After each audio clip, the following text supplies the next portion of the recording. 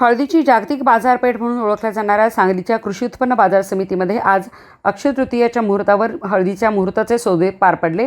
प्राथमिक स्वरूपात 5 दुकानांमध्ये पार पडलेल्या सौद्यामध्ये 21,000 रुपये प्रति क्विंटल इतका उच्चांकी दर राजापुरी हळदीला मिळाला, तर सरासरी 15,500 इतका दर मिळाला। मुहूर्ताच्या सौद्यानिमित्ताने 3,782 इतक्या हळदीच्या पोत्यांची आवक झाली होती। गतवर्षी सांगलीसह परिसरामध्ये हळदीचे उत्पादन मोठ्या प्रमाणात घटलं आहे, त्यामुळे यंदा हळदीला चांगला दर मिळत असल्याचं मत व्यापाऱ्यांनी व्यक्त केलं आहे। सांगली कृषी उत्पन्न बाजार समितीच्या आवारामध्ये 2024च्या नवीन हळदीचे 5 महिन्यापूर्वी जवळजवळ जानेवारी एंडमध्ये सीझन चालू झाला। त्यानंतर आज अक्षय तृतीयेच्या मुहूर्तावर 5 दुकानांमध्ये आम्ही मुहूर्त म्हणून 5 दुकानाचा सौदा करत आहोत।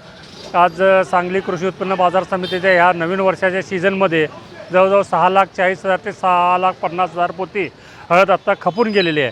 अद्याप अजून 1,00,000 पोती येण्याची शक्यता दिसत आहे।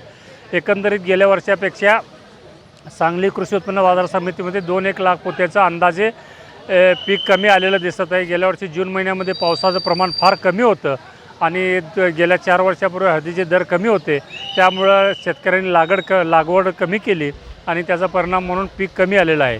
तर आता चालू वर्षी जर बघितलं तर आपण बियाणं भरपूर खपत आहे आणि 2025ला हळद चांगली येईल असंही दिसते। सध्याचे बाजारभाव बघितले तर राजापुरीमध्ये कणीमध्ये 16,500 ते 17,200 पर्यंतचे भाव आहेत। मध्यम हळदीचे भाव 17,500 ते 18,500 पर्यंत आहे।